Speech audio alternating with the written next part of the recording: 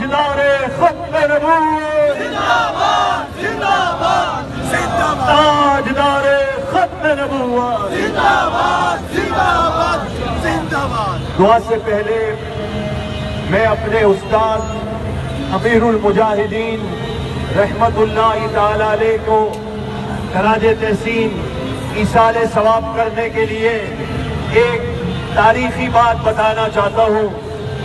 جب لشکر پارک میں بم دھماکہ ہوا تو میرے پاس ایک ذمہ دار آ گئے اور کہا مرکز سے ہمیں یہ کہا گیا ہے کہ اب جان بچانا فرض ہے اور ریلی بس یہیں پر گھما کے ہم واپس لے جائیں گے۔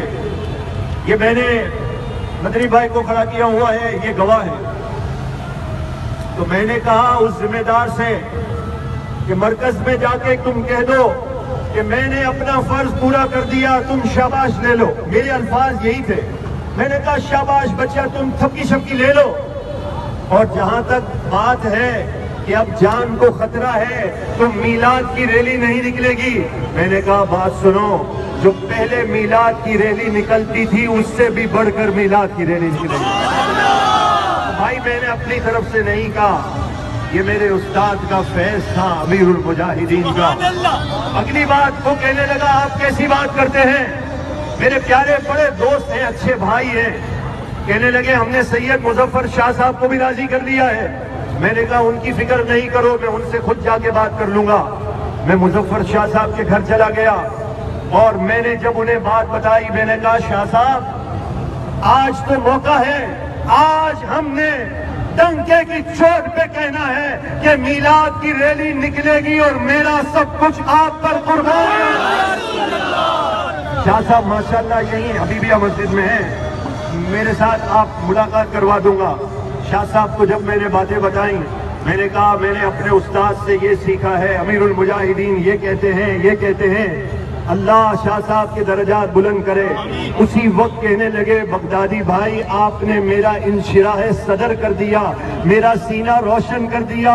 ارے میں نے کہا میں اس آل رسول کا سینہ کیا روشن کروں گا، میرے استاد امیر المجاہدین یہ آپ کے برکات تھے کہ پھر سے یہ سلسلہ جاری ہو گیا۔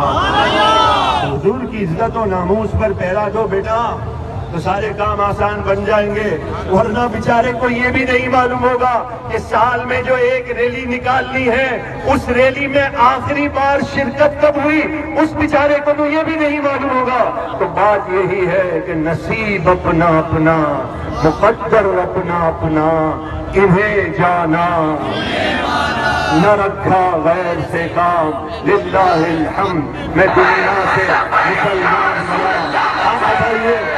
آپ بتائیے اب یہ تاریخ میں جب یاد رکھا جائے گا کہ میلاد کی ریلی کو جب روکنے کی باری آئی، کہا جان بچانا فرض ہو گیا ہے، تو چمکتے ہوئے چہرے والے امیر المجاہدین کے افکار کی برکت سے یہ رونقیں کیا رونقیں لگی ہیں کہ کفر جن کے نام سے تھر تھرا کر کانپ رہا ہے۔ میں نے کہا یہ تاریخ کی بات تاکہ درست ہو جائے تاریخ، پھر جس کے نصیب ہوں گے اس کی بات سمجھ میں آ جائے گی۔ ابھی ہم چل رہے تھے تو یہاں ایمبولینس راستے میں آ گئی، اور بھائی روٹ تو پہلے سے بتاتا، ایمبولینس والے کو الہام تو نہیں ہوگا، وہ مجبوری میں وہاں سے گزرے گا، راستہ بھی مل جائے گا، پریشان مت ہوا کرے۔ ایمبولینس کا کیا ہوگا، ساری کائنات جن کے لیے بنی ہے ان کی عزت کی بات کرو، دنیا آخرت سنور جائے گی۔